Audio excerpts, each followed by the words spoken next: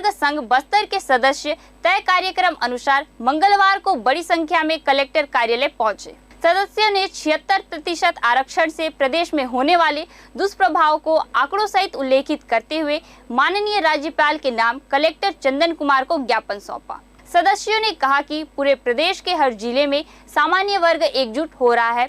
लगातार हो रही उपेक्षा और समानता का अधिकार के हनन को लेकर समस्त सामान्य वर्ग में भारी रोष है। सदस्यों ने कहा, जनगणना के साथ आरक्षण पर भी समीक्षा आवश्यक है और आरक्षण उन्हें भी मिलना चाहिए जो वाकई में उपेक्षित हैं।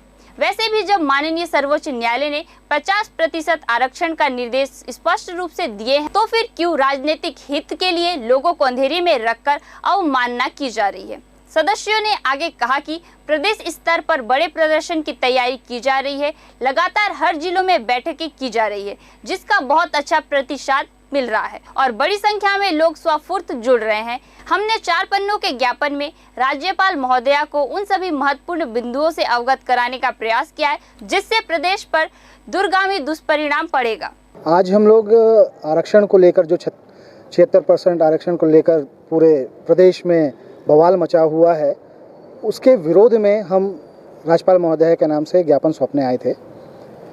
और जिस तरीके से आप सभी जानते हैं कि आरक्षण को लेकर लगातार राजनीतिक दल अपने अपने हित पर उसे लागू करने का प्रयास करते रहते हैं और कहीं ना कहीं जनता को छलने का काम करते हैं, जबकि सुप्रीम कोर्ट का स्पष्ट निर्देश है कि 50% आरक्षण ही देश में लागू होगा।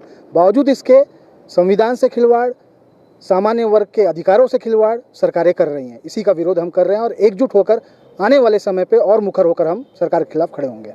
जबकि सुप्रीम कोर्ट का कहना है कि 58% से ऊपर नहीं होना चाहिए।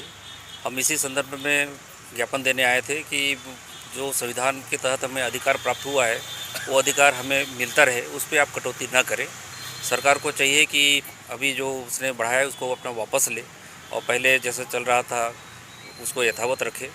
हम उसी का पूरा विरोध करने के लिए उपस्थित हुए हैं। अगर ऐसी गवर्नमेंट नहीं करती है तो फिर हम लोग सड़क पर उतरेंगे और बृहद रूप से इसका विरोध करेंगे, पुरजोर रूप से विरोध होगा। ज़्यादातर यही देखा जाता है कि जो हमारे बच्चे हैं वो कितने मर्जी योग्य हैं, वो बेशक मेरिट लिस्ट में आते हैं लेकिन आरक्षण की वजह से कहीं ना कहीं पीछे रह जाते हैं। इससे हमारे युवा वर्ग का जो है मनोबल टूट रहा है।